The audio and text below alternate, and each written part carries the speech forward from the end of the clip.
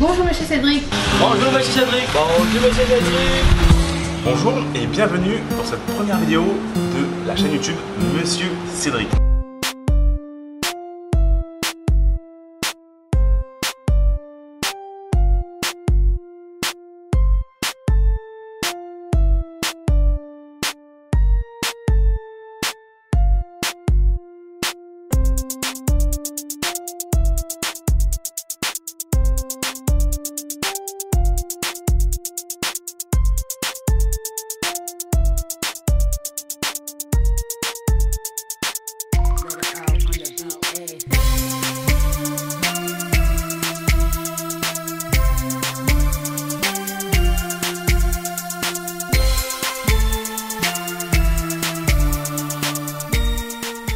Bonjour et bienvenue dans cette nouvelle vidéo de Monsieur Cédric. Donc voilà, on vient de fêter la première année de la chaîne Monsieur Cédric sur YouTube. Donc on vient de souffler une bougie, un an déjà. En fait, à vrai dire, on a déjà passé un an, ça fait un an et quelques jours déjà.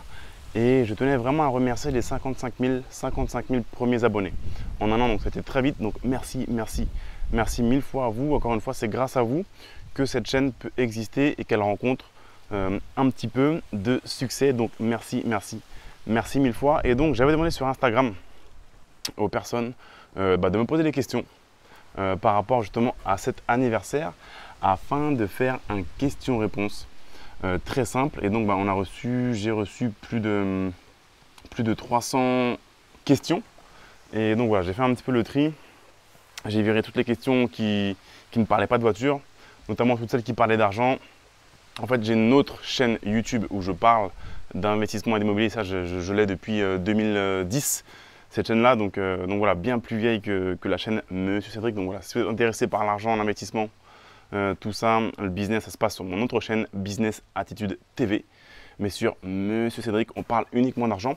On peut parler aussi d'argent, mais lié aux voitures. Par exemple, je crois que la première question, c'est justement combien tu as payé ta Lamborghini Aventador. Pas de problème pour parler d'argent au niveau des voitures sur Monsieur Cédric. Mais je veux dire, sur cette chaîne-là, ici, là, maintenant, là, on ne parle pas d'immobilier, on ne parle pas de business, on ne parle pas de dropshipping, on ne parle pas de pub Facebook, on ne parle pas d'immobilier, etc. Parce qu'ici, on parle de voitures. Mais maintenant, s'il faut parler d'argent par rapport aux voitures, no problemo, pas de problème. Ces voitures-là, je me les paye tout seul. Ce n'est pas mes parents qui me les payent. En fait, dans la pratique, ce n'est pas vos parents qui devraient vous payer des voitures, c'est plutôt vous qui devriez offrir des voitures à vos parents. C'est une manière de les remercier, parce que simplement si vous êtes là, c'est grâce à eux. Mais donc voilà, moi je suis self-made, hein, rien à cacher. Toutes les voitures que j'ai, je me les paye tout seul, comme un grand. Je viens d'un milieu très modeste, j'en suis très fier. Et c'est pour ça que voilà, je ne me comparais pas avec d'autres types qui ont 30 voitures au garage, qui ne sont pas à eux en plus. Donc non, moi je ne vais pas aller dans le délire de celui qui a le plus gros garage. J'ai aucune chance. Moi, je suis un petit gars qui vient du Val d'Oise. Je n'ai que quelques Porsche et une Aventador. Et voilà, donc je ne pourrais jamais remporter ce concours de celui qui a le plus de voitures. Parce que forcément, par rapport aux Émirats ou aux milliardaires de Monaco ou autres, je ne fais pas le poids. Mais encore une fois, on s'en fout de posséder 12 milliards de voitures. Ce qu'on veut, nous, c'est kiffer avec nos bonbons, nos jouets. Et d'ailleurs, là, on a pris une petite tartelette aux fraises, parce que voilà, la 900 GTS c'est vraiment un bonbon.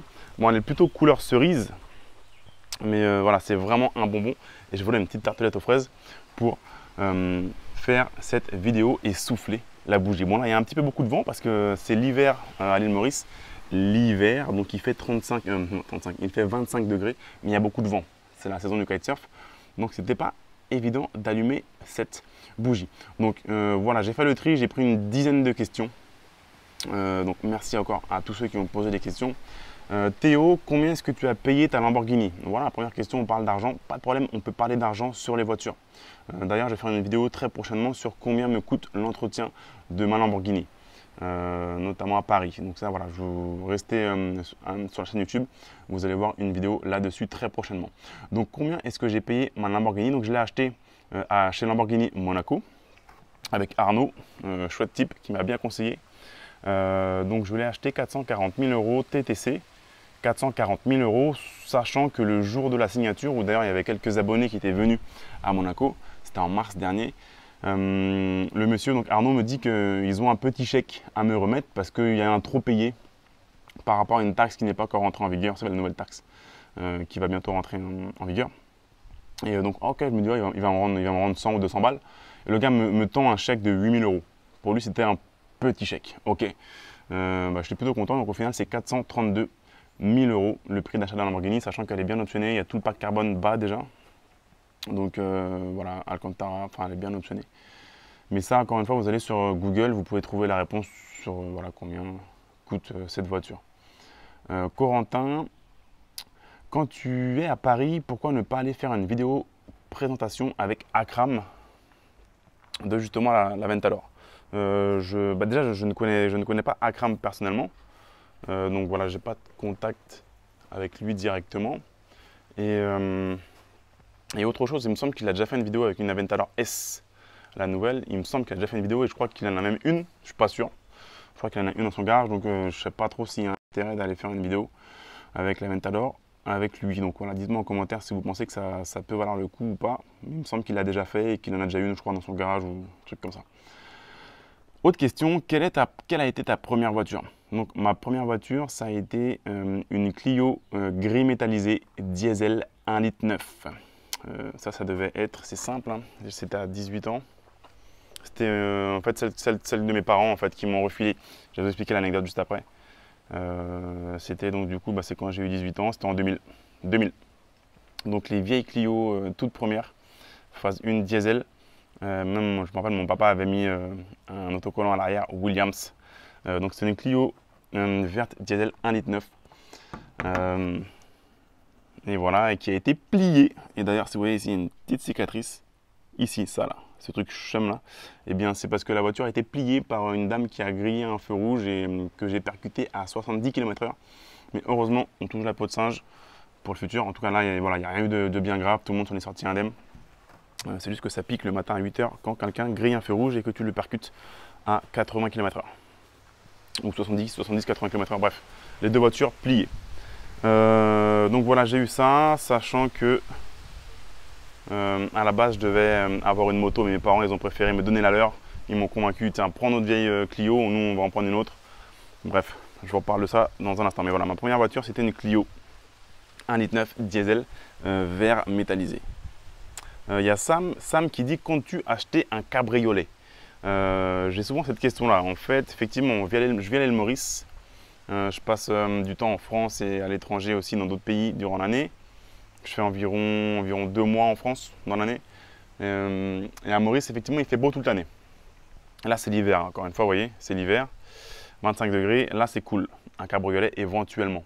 Mais en été, quand ici il fait 35 degrés, ça ne sert à rien le cabriolet parce que tu as trop chaud. Il fait trop chaud, l'air humide, un peu comme en Guadeloupe, Martinique, si vous connaissez, Guyane, air très humide, trop chaud. Donc tu vas juste mettre la capote. Attention, on parle de voiture. Hein. Tu mets juste la capote et tu mets la clim. Donc, et puis en plus, même ça te brûlerait la peau. Même moi, avec ma peau mate, je prends déjà des coups de soleil si je reste au soleil sous les tropiques. Donc voilà pourquoi je n'en prends pas. Mais après, je comprends que rouler cheveux au vent, enfin, rouler crâne au vent, barbe au vent, c'est plutôt sympa. Mais à Maurice, pour moi, je trouve qu'il fait trop chaud, on ne va pas trop vraiment apprécier le cabriolet. Donc voilà pourquoi je n'en prends pas ici à l'île Maurice. Du coup, on me demande aussi pourquoi j'ai pas pris un Targa. Parce que c'est le même problème, le Targa, je pense qu'on va pas trop le décapoter. Mais c'est dommage parce que avec la ligne Fab Speed, là, je pense que le Targa, il doit bien sonner. Hein. Déjà là, avec cette version-là, j'entends vraiment l'exhaust et le flat 6, donc j'imagine même pas avec le Targa ou une version cab. Fabien qui me dit une voiture que j'aimerais essayer. Ça c'est une bonne question. J'aimerais bien essayer une McLaren. Je n'ai jamais mis la main sur une McLaren. Je n'ai pas de rapport avec McLaren France. Donc si vous connaissez quelqu'un chez McLaren France, une concession ou autre, je serais ravi de pouvoir venir essayer une de ces voitures, sachant que visuellement j'adore la 570S. J'adore aussi la 650S et la 675 LT, j'aime un peu moins la 720S. Donc voilà, mais une McLaren, ça me brancherait bien. Ou alors la 812 Superfast, la dernière Ferrari avec le gros V12 Atmo à l'avant. J'adore cette voiture également. Question de Thomas, d'où est venue l'idée d'acheter la Lambo? C'est une bonne question Thomas. Donc en fait, je voulais une supercar et j'avais déjà la 911 et le Macan qui était déjà commandé également. Je voulais une supercar, je ne savais pas si je voulais une Ferrari ou une Lamborghini, même si je sais que je suis plus, aujourd'hui, hein, après ça peut changer, mais aujourd'hui je suis plus Lamborghini. Par rapport au mindset, par rapport à l'histoire, tout ça, et par rapport au tempérament des voitures, mais j'adore aussi Ferrari. Attention, ça reste, j'adore ces voitures. Et donc du coup, j'ai été en road trip à Dubaï avec une 488 GTB, super voiture, 670 chevaux, il me semble, une voiture rapide, qui sonne bien malgré le turbo. Donc en revenant de Dubaï, je me dis je veux une 488. Ensuite, je vais à Lisbonne et là-bas je fais un road trip, au Portugal pendant 5 jours et là j'ai eu une Huracan Spider. Huracan Spider, Lamborghini Aventador, Lamborghini Huracan Spider V10 atmosphérique. Donc là pour le coup, une décapotable. Donc V10 atmosphérique. Il ne faut pas que j'oublie le gâteau parce que il va fondre. Donc là j'essaye le V10 Atmo de la Lamborghini. Et là je dis waouh, non, il me faut une Lamborghini Huracan. Je prends la Lamborghini. C'est ce son, cette sonorité, ces émotions que la voiture te fait passer. Et donc voilà, je vais chez Lamborghini pour acheter une Huracan. Et là, dans le showroom, il y a un Aventador avec les portes levées. Et là, je me dis, ça claque. Parce qu'en fait, ce qu'il faut savoir, c'est que chez Lamborghini, il n'y a que les V12 qui ont les portes levées en élytre. Les autres, les V10, elles ont des portes normales, entre guillemets. Et donc, du coup, je vois les portes là levées, je fais, waouh, ça claque quand même. Et là, je demande au vendeur si je peux allumer la voiture. Et il me dit oui. J'allume la voiture. Je fais, non, je veux celle-là. Non, je veux le V12. Je veux le V12. Et voilà. Voilà comment je me suis fait avoir. Comment je suis reparti. Je suis reparti avec un bon de commande pour une Aventador au lieu d'une Huracan. Mais voilà en tout cas pourquoi j'ai eu l'idée d'acheter la Lamborghini. Antoine qui me dit, comptes-tu acheter une moto? Alors j'adore les motos. À la base, ce qu'il faut savoir, c'est que je suis un motard. Depuis mes 13-14 ans, j'avais un Derby Sanda R. J'ai failli mourir à peu près 10 000 fois avec. Donc j'ai commencé à passer mon permis moto, j'avais 17 ans, donc j'avais pas encore l'âge légal pour rouler sur la route. Donc j'ai commencé par faire le plateau. Et dès mes 18 ans, j'avais le permis moto. Et donc je devais acheter un Hornet avec les Durit Aviation à l'époque. Et mes parents, ils ont pris peur parce qu'ils ont vu comment j'étais un petit peu au volant d'une moto. Et donc c'est là où ils m'ont donné la fameuse Clio verte métallisée. Donc au final, je n'ai jamais vraiment eu de moto autre que des 50 cm3, mon Derby Sanda R de l'époque et compagnie, sur la route. Mais voilà, je ne compte pas en racheter parce que j'aime trop la moto en fait. Et j'arrive pas à me... Et voilà, si vous voulez, je me sens plus en sécurité dans une voiture avec 4 roues, une ceinture, des airbags, même si encore une fois ça reste très dangereux les voitures. Mais j'adore la vitesse, j'adore le son, j'adore l'agrément. Et en moto, je suis pas... J'arriverai pas à rester sérieux. Donc voilà pourquoi je préfère maintenant aujourd'hui les voitures de sport. Même si j'ai toujours aimé les voitures de sport, mais aujourd'hui, voilà, je préfère rester sur les voitures de sport et les super sports. Val qui dit comment est-ce que je réagis quand un car spotter prend ma voiture en photo ou me bloque le passage. En fait, on a la même passion. On a la même passion pour les voitures, donc déjà, souvent j'ouvre la fenêtre et je demande s'il peut m'envoyer après la photo. Je lui demande s'il peut m'envoyer après la photo. Et souvent, je vais lui faire un petit salut avec un petit exhaust. Comme par exemple, j'avais fait à Paris dernièrement, où il y a un type qui avait dit en commentaire problème d'embrayage. Non, c'est juste que c'était un salut du gars qui me prenait en photo, juste pour lui faire un petit salut, parce que le gars, je sais qu'il aime la photo, mais il aime aussi le son. Donc si jamais il fait une vidéo au passage, boum, il peut choper aussi le son, et ça fait kiffer tout le monde. Voilà, on a la même passion à la base. Question dure, laquelle de tes voitures préfères-tu? C'est dur. C'est dur parce que mon Ford Ranger ici, Wildtrak, j'adore ce moteur qui a quand même une architecture bizarre. Hein. C'est bizarre parce que c'est un 5 cylindres. Bon, c'est pas indiqué là, mais c'est un 5 cylindres. 3 litres 2, boîte 6, 4x4. Ça passe partout. Ça passe partout. Voilà. quand il pleut ici à l'île Maurice, regardez le marchepied. J'adore cette voiture. Quand il pleut, c'est vraiment mon petit camion. Ça passe partout. Quand on va même à la plage avec, on va sur la plage. Cette voiture, j'adore cette voiture, la GTS. Je la kiffe. C'est mon daily ici. Le Macan Turbo Perf, je l'adore aussi, mais je peux vous dire que ce ne sera pas celle-là ma meilleure. Parce qu'aujourd'hui, encore une fois, c'est par rapport à ma situation à moi. Donc j'ai 2 enfants avec des sièges bébés à l'arrière. J'ai un chien aussi qui monte parfois par terre derrière, au sol, plus une poussette dans le coffre. Donc honnêtement, aujourd'hui, pour nous, elle est trop petite. Donc quand on est 4, plus mon chien Ogo, plus la poussette, c'est trop petit. Donc j'aurais plutôt pris aujourd'hui un Cayenne Turbo ou un X5M. Donc ça ne serait pas celle-là. Mais sinon, c'est une super voiture que j'adore. En France, l'Aventador, j'adore cette voiture. En fait, ça se jouerait entre l'Aventador et celle-là. Mais l'Aventador, c'est pas un daily, on peut pas la conduire tous les jours. Parce qu'elle est trop radicale, elle est trop extrême, elle est trop. Dès que tu as un gravier par terre, tu regardes, tu peux passer tellement la voiture est basse. Enfin, donc c'est délicat, mais elle provoque tellement d'émotions. Donc celle-là, on est vraiment à l'aise avec. Et elle est rapide, cette voiture est rapide. Avec la ligne Sapspeed, là, c'est 3,5 secondes au 100. Elle est très rapide. Elle a du couple. J'adore cette voiture. Elle passe partout, même ici à Maurice. Enfin, partout, quasiment partout. Mais non, je pense que je partirai sur la Aventador S. C'est juste quand tu mets le contact, tu as les frissons, tu as les poils qui s'hérissent. Et tu peux pas aller partout avec, mais je préfère, quitte à prendre le bus pour aller là où tu dois aller faire tes courses limite, mais la Aventador, c'est un truc à part quand même. Mais c'est pas un daily. Peut-être que si j'avais la HT3, je me dirais peut-être la HT3 qui arrive en octobre. Allez, je dirais l'Aventador quand même.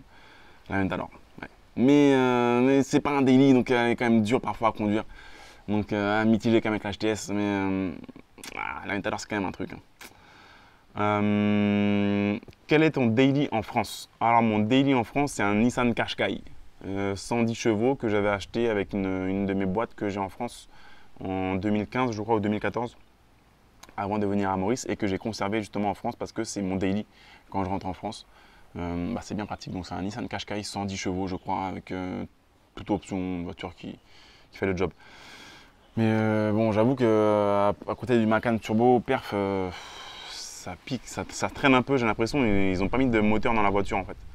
Mais elle fait le taf. Honnêtement, elle nous sauve bien, elle nous aide bien et tout. Donc quand je vais avec ma famille, comment on ferait sans ça? C'est pas dans la Aventador que je mettrais mes 2 enfants, ma femme, mon chien et la poussette. Donc voilà, c'est un Qashqai. Et c'est pour ça que je cherchais en France une remplaçante du style une C63 AMG ou alors une M5 ou une M3. Mais comme je reste quand même un investisseur et je veux quand même bien placer mes deniers, pourquoi pas un X5M d'occasion? J'ai vu qu'on pouvait en avoir pour des prix assez intéressants par rapport à un M5 neuf qui est un avion qui envoie du lourd, mais qui est quand même très cher. Alors que le X5M, je pense que je peux avoir beaucoup de plaisir aussi. Il envoie du lourd, le truc est puissant. D'ailleurs, je me suis fait pas gifler, mais presque avec mon ancienne 911 qui faisait 370 chevaux plus petit changement sur la ligne. Donc voilà, elle marchait bien, mais avec un X5M qui me tenait bien. Donc c'est dire la puissance, la machine elle marche bien. Donc j'hésite maintenant avec un petit X5M en France pour remplacer le Qashqai, sachant que voilà, je fais que 2 mois par an en France. C'est pour ça que je ne veux pas non plus acheter un truc de ouf comme une M5 neuve, les nouvelles qui sont superbes technologiquement, mais pour 2 mois, est-ce que ça vaut vraiment le coup? Et la M3, peut-être qu'elle sera petite justement par rapport à l'habitacle. Peut-être le même problème que le Macan, même si je pense que c'est un peu plus grand.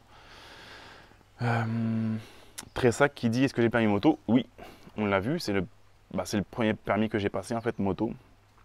Et Gali qui dit: Gali, c'est pour quand? La GT3. Donc la GT3, c'est pour fin septembre, début octobre. Je vais la récupérer sur le circuit du Mans. Et ce qu'il faut savoir, c'est qu'elle est déjà partie en production fin mai. Donc je suis passé par la concession de Montpellier. C'est là-bas où j'ai eu une allocation. Donc je suis assez content vraiment d'avoir une allocation pour cette voiture qui t'emmène à 9000 tours. Celle-ci à 7000 tours. Rupteur. La GT3, tu montes à 9000 tours. Je pense que ça va être un espèce de. Et là peut-être que la GT3 contre la Aventador S, sachant que la GT3 sera quand même plus pratique, plus confortable que la Aventador. Peut-être que mon cœur va chavirer, mais on verra. Mais donc livraison fin septembre, début octobre, je suis en train de finaliser le truc par rapport à la livraison sur le circuit du Mans. C'est une option. En tout cas, elle est passée en production fin mai, donc le mois dernier. Ça, c'est cool. Donc là, elle est sur les lignes, en train d'être, ça se trouve, ils sont en train de, je sais pas, en tout cas, elle est en production actuellement. Donc c'est plutôt cool. Bon, ils me l'ont un petit peu fait à l'envers Porsche parce qu'on m'avait dit livraison en octobre. Sauf que là, elle passe en production. Donc on m'a demandé le virement le mois dernier. Donc c'est pas vraiment cool parce que je n'avais pas forcément prévu d'envoyer ce virement-là ce mois-ci. Donc voilà, est-ce que vous pouvez nous faire un virement de 180 000 € s'il vous plaît? 183 000 € pour être précis, sachant que j'avais déjà mis un acompte, mais avec les malus et compagnie, parce que la nouvelle taxe va passer bientôt. Et je veux l'immatriculer avant cette nouvelle taxe pour économiser un peu. Donc voilà, la voiture a déjà été payée le mois dernier et je pourrai en profiter que fin septembre, début octobre. Mais bon, c'est une bonne chose. On sait que cette voiture va arriver à location dessus. Donc voilà, celle-là aussi, j'espère vous la présenter et faire beaucoup de vidéos et vivre beaucoup d'aventures avec la GT3 en France. Elle sera en France, hein. La voiture restera en France, comme la Aventador. En tout cas, dites-moi en commentaire aussi, s'il vous plaît, un petit avis. En juillet, je vais aller faire un petit road trip dans les Alpes avec l'Aventador. Et est-ce que vous connaisseriez des stations de ski en fait à la montagne où je pourrais aller avec l'Aventador, des hôtels, des lieux, des résidences où c'est safe pour la garer, où on a des beaux panoramas et où on a des routes sympas pour faire des plans avec le drone. On peut kiffer sur les routes sinueuses. Dites-moi ça en commentaire, même si je peux vous rencontrer dans les parages, ce serait cool. Donc ça, je vais y aller début juillet. Et je vais aussi sûrement faire wrapper l'Aventador en juillet prochain. Et je vais aussi faire une modification dessus. Donc la pièce est commandée. Ça a été commandé aux États-Unis. Donc ça aussi, c'est en cours de fabrication. Donc surprise, qu'est-ce que c'est? Qu'est-ce que je vais modifier? Mais après, promis, c'est pas un truc kitsch. C'est pas un truc, non, c'est un truc qui reste... je la trouve mieux encore comme ça. Donc du coup, là, la Aventador remet un petit coup dans la balance par rapport au reste du garage. Mais donc voilà, ça, les vidéos à venir en juillet là-dessus.